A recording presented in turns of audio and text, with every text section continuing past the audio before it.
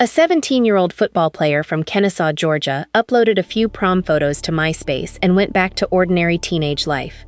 The pictures did not stay ordinary for long. By 2009, Forbes had ranked Sean O'Pride as the world's most successful male model. Calvin Klein, Giorgio Armani, Versace, and other major houses put his face in campaigns seen around the world.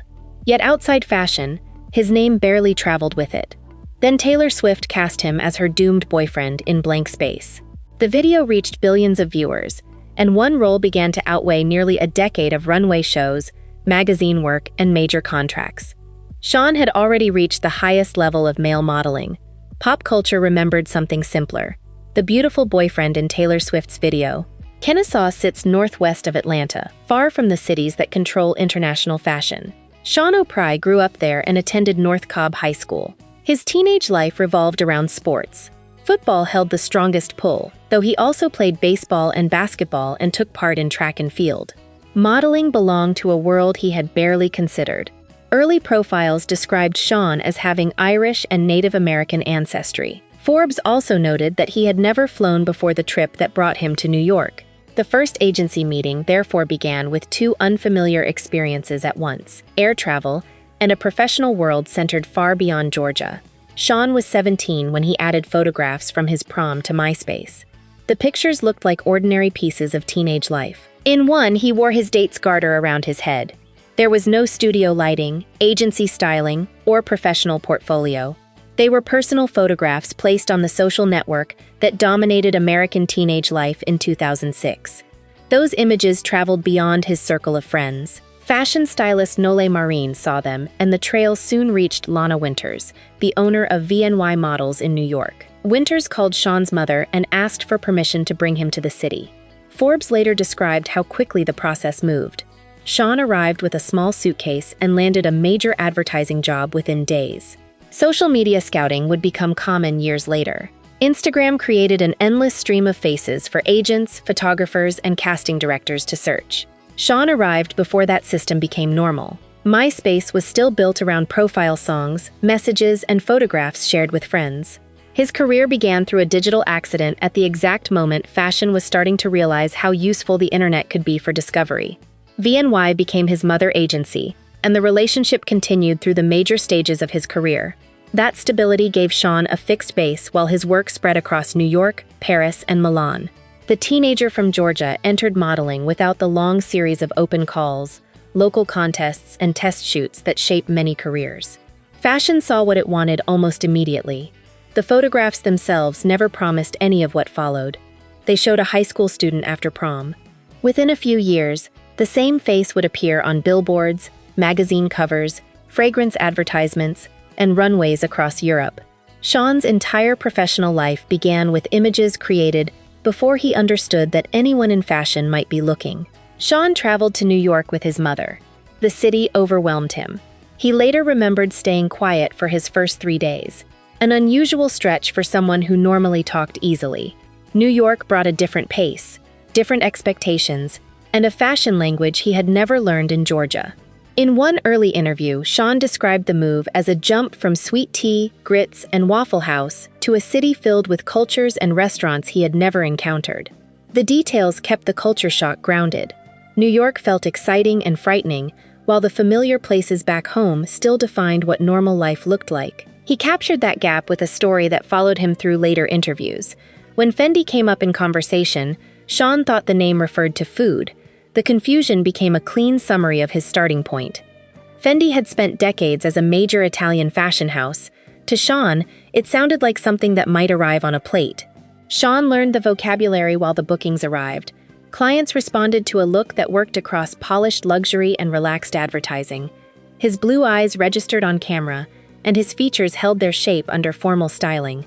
The same face could look controlled in a suit and easygoing in commercial work. That range quickly opened several parts of the business. His early ignorance also separated him from the image people often attach to successful models. Sean entered New York without years of ambition aimed at the runway. His interviews centered on sports and Georgia, with childhood plans aimed at professional athletics rather than fashion. The opportunity arrived before the desire. Once the work began, he learned the culture while moving through it. The adjustment happened under pressure. A new model can spend months building a portfolio before major clients take interest. Sean moved directly into professional bookings. Every set became part classroom, part performance. Photographers expected him to understand the camera. Stylists expected him to wear expensive clothing without letting the clothing overwhelm him. Agencies expected reliability from a teenager who had only recently left high school. He adapted quickly enough that the Fendi story soon became hard to connect with the career beside it. The boy who mistook a fashion house for food began working for labels whose names carried weight across the world.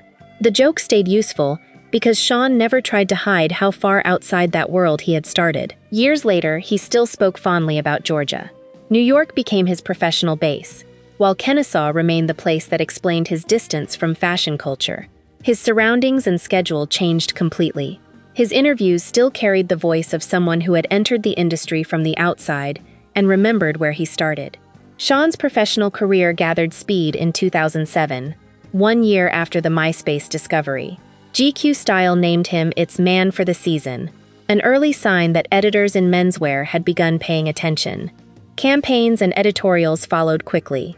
By 2008, Forbes placed him at number 8 on its list of the world's most successful male models. That ranking measured professional visibility across the previous 2 years. Forbes looked at advertising campaigns, editorial work, contracts, and runway appearances, rather than public fame or audited income. Sean had already built enough momentum to stand beside models with far longer careers. The 2008 list already showed how quickly his work had spread. Forbes cited campaigns for Calvin Klein and Giorgio Armani, along with runway appearances for Fendi, Dolce Gabbana, and Bottega Veneta. Before his 20th birthday, Sean had moved beyond the promising newcomer stage and into regular work for major international houses. A year later, he reached number 1. Forbes published the 2009 ranking when Sean was 19. His recent credits included campaigns for Jupe, H&M, and Lacoste, along with editorials in Details, Interview, and Numero From prom photographs on MySpace to the top of the industry list, the climb had taken roughly 3 years. His ability to shift between different kinds of work helped sustain that rise. A tailored suit emphasized his sharper features, while sportswear gave him a more relaxed image. Editorial photographers could push his look in a darker direction without losing the familiar quality that made him commercially useful. That flexibility allowed Sean to move between runway, advertising, and magazine work while maintaining a clear identity. By the time Forbes ranked him first, he had already shown that his early success could survive beyond a single season or campaign. By 2009, Sean was no longer being treated as a promising discovery.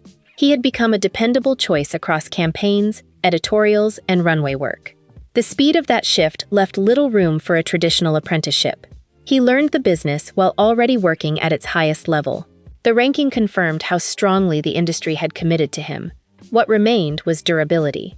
The next stage of his career would be measured through crowded runway seasons, opening positions for major houses, and commercial contracts that could keep his image in circulation for years. Runway work proved that Sean's career extended beyond still photographs. During one Milan season, he walked 18 shows. He also opened shows for Versace, Givenchy, and Balmain. Opening carries a specific pressure. The first model introduces the collection to editors, buyers, photographers, and guests before the rest of the cast appears. Major houses use that position carefully. Sean moved through shows for labels that shaped menswear across different markets. His runway record included work connected with Yves Saint Laurent, Salvatore Ferragamo, Dolce & Gabbana, Bottega Veneta, Fendi, Louis Vuitton, Hermès, Michael Kors, and Roberto Cavalli. The volume placed him among the models who could survive the pace of Fashion Week, while carrying enough recognition to anchor a show.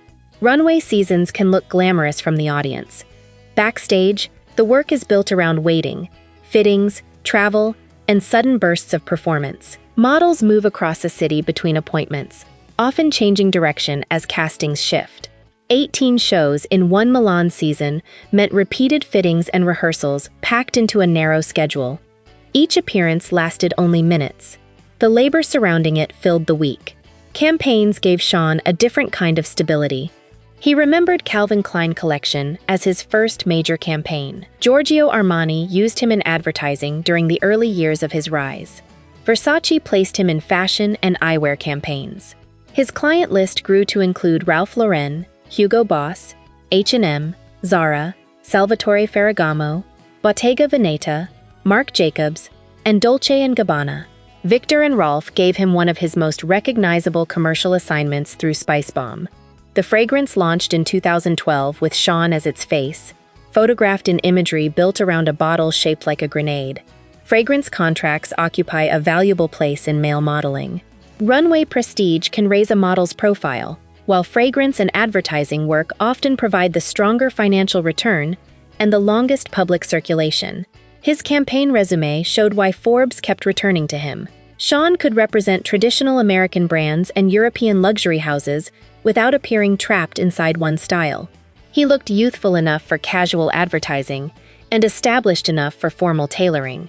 His image could carry a product even when his name appeared nowhere near it. By his mid-20s, Sean had built a portfolio that reached far beyond a single successful season. Models.com records more than 100 advertising credits, along with extensive editorial, cover, and runway work. Its icons category reflects a career that remained active after many faces from the same period had disappeared from major campaigns. The range of those credits gave Sean something more valuable than a brief peek. Runway work established him with designers, while fragrance and advertising contracts kept his image in circulation for years. He had proven that he could carry a collection on the catwalk and represent a product long after Fashion Week ended. Sean crossed into pop culture before Taylor Swift entered the story. In March 2012, he appeared in Madonna's Girl Gone Wild music video, directed by fashion photographers Mert Alice and Marcus Pigott. The black and white production featured several prominent male models, including John Cortajarena, Simon Nesman, Rob Evans, and Brad Alfonso. The video placed them inside a stylized world of dance, fashion, and provocation. Sean appeared as part of the group, moving through the frame beside men whose faces were already familiar to editors, designers, and casting directors. Their names carried weight inside fashion, though most viewers outside the industry had little reason to recognize them. Girl Gone Wild attracted attention for its suggestive imagery and Madonna's return to the visual style that had shaped much of her career. Entertainment coverage centered on her performance, the choreography, and the video's provocative tone. The male models supported that image without receiving individual storylines or much room to establish distinct personalities. For Sean, Girl Gone Wild remained a side credit rather than a turning point. It placed him beside Madonna in a major release, then sent him back into the same campaign and runway schedule he already had. The project expanded his resume without changing the direction of his career. Its importance comes from what it failed to do. Sean had already appeared in front of a huge pop audience, yet the ensemble format gave viewers little reason to separate him from the other models. He supported Madonna's visual world and disappeared back into fashion once the song ended. Forbes returned to Sean in 2013 with a ranking based on earnings. The magazine estimated that he had made $1.5 million from modeling during the previous 12 months, placing him first among male models. The figure covered the period from September 2012 to September 2013 and drew from campaign contracts, agency information, and industry estimates rather than an audited financial statement. Guinness World Records later recognized Sean for the highest annual earnings by a male model, using the Forbes figures from 2013 and 2014. The record added another formal distinction to a career already defined by major bookings and consistent work across several markets. His income reflected the strength of his commercial portfolio. Sean had worked with Giorgio Armani, Versace, Hugo Boss, H&M, and Salvatore Ferragamo, while fragrance and advertising contracts offered stronger financial returns than runway appearances alone. By 24, he had reached the top earning position available to a working male model. The figure also revealed how differently the industry rewarded men and women. The 10 male models on Forbes' list earned a combined $8 million during the measured year.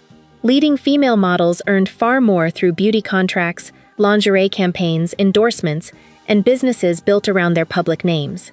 Male models had fewer opportunities to turn fashion visibility into a larger celebrity platform. Sean's career still carried historical weight inside the industry. Vogue placed him 5th on its September 2014 list of the 10 greatest male models of all time. The magazine highlighted his work for Giorgio Armani, Bottega Veneta, Yves Saint Laurent, and D2, while also referencing the Forbes ranking that had placed him first in 2009. Sean had reached the highest levels of income, visibility, and professional approval available in male modeling. Designers trusted him, editors featured him, and brands repeatedly placed major campaigns around his image. Outside that world, his name remained far less familiar. Male models usually appear in support of the product they are hired to sell. Their faces can dominate a billboard while their names appear nowhere on it. Interviews are less frequent, personal stories receive less coverage, and the model often disappears behind the suit, fragrance, or fashion house. The public sees the image without being encouraged to learn who created it. Sean had spent years inside that system. His face circulated internationally, while his biography stayed mostly within fashion media. He had already proven that professional success and public celebrity could exist at very different levels. By late 2014, that separation was about to change. A role in a major music video would finally give a mass audience a story to attach to his face. The recognition would arrive quickly. The name people used for him would come from someone else's world. Taylor Swift released Blank Space on November 10, 2014. Joseph Kahn directed the music video, which used Oheka Castle and the nearby Woolworth Estate on Long Island to create its extravagant setting. Swift played an exaggerated version of the character tabloids had built around her. Charming at first, then jealous, destructive, and ready for the next boyfriend by the final shot. Sean entered the project through a call from his manager. He had just left acting class when she told him he had an option for a Taylor Swift video. He immediately wanted the job, though Swift's team still had to confirm him. The process moved quickly, and within the next hour he joined the production without a traditional audition. The first scene Sean filmed showed Swift attacking the car.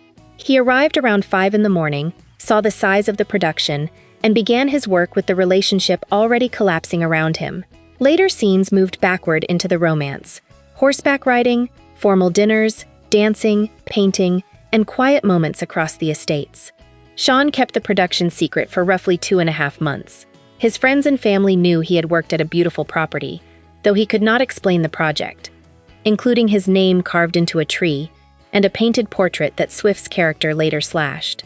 The video depended on his ability to look convincing beside Swift, without pulling attention away from the central performance. Sean played the polished boyfriend who fits the setting perfectly until suspicion enters the story. His calm expression gives Swift's character room to become larger and more chaotic. By the end, he flees in the damaged car as another man arrives to take his place. Sean called the project a dream job on the day of release. He praised Swift's professionalism and the control she brought to the set. One moment caught him off guard.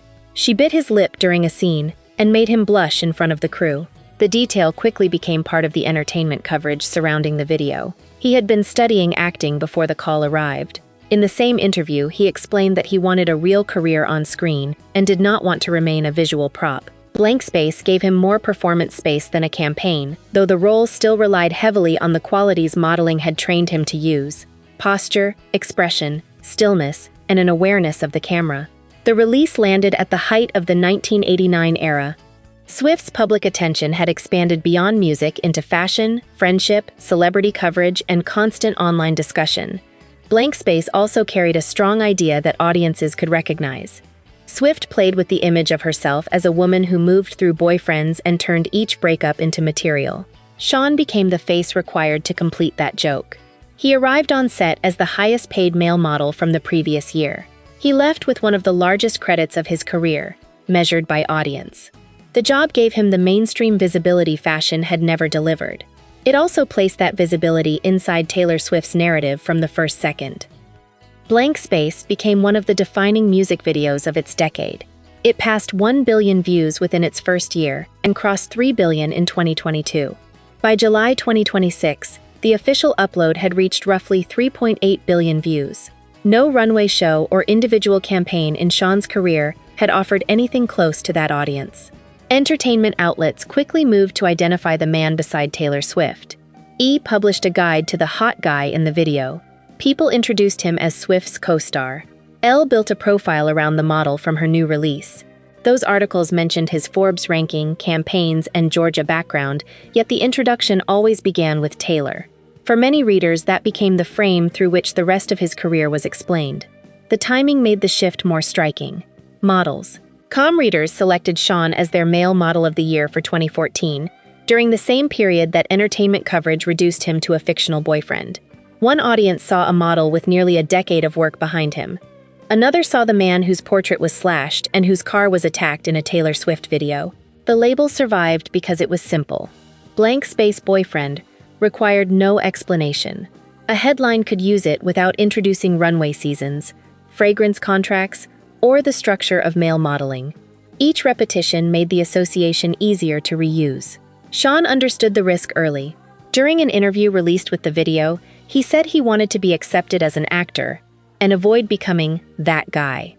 2 years later, Taylor Swift still dominated questions about him. While speaking with Forbes, he joked that his ambition was for people to stop asking him Taylor Swift questions.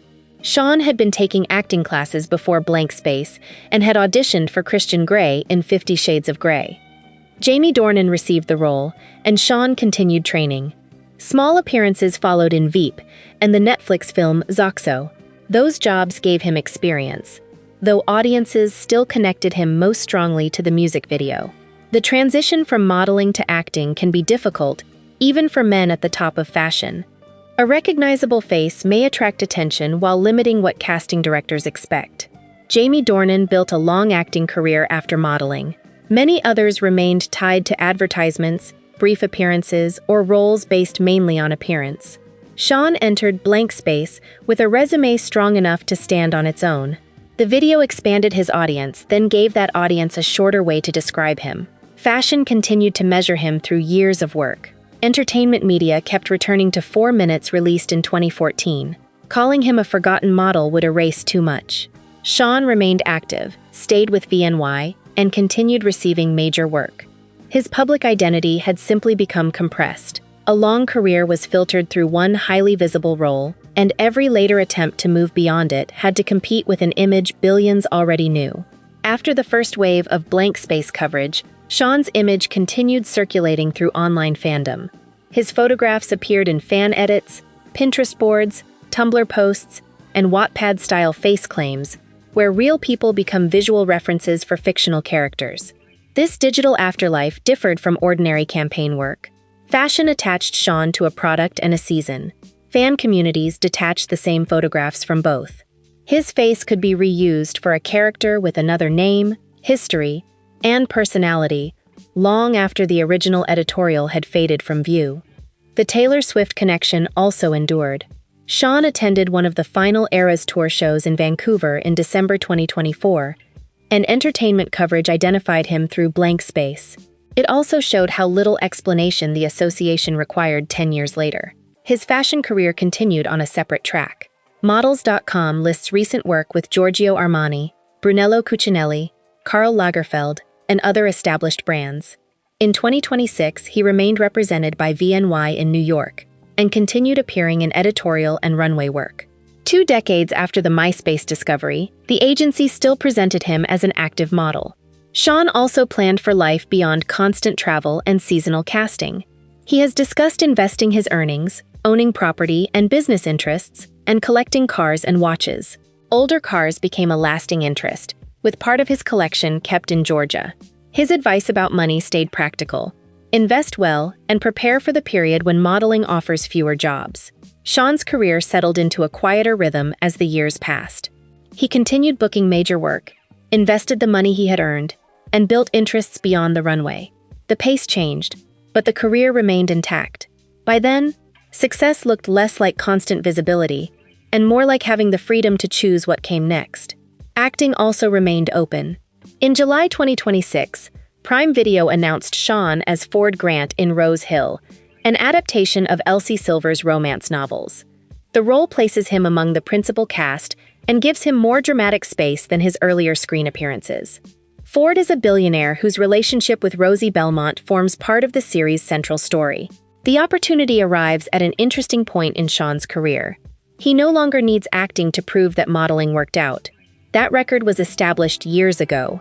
Rose Hill offers a chance to build a screen identity through a named character, with time to develop on-screen across several episodes. The result remains unknown. A casting announcement cannot guarantee how a series will be received, or how audiences will respond to Sean's performance. It does move him beyond the pattern of music video boyfriend and brief cameo. For the first time in years, viewers may meet him through a role designed to continue after the first scene.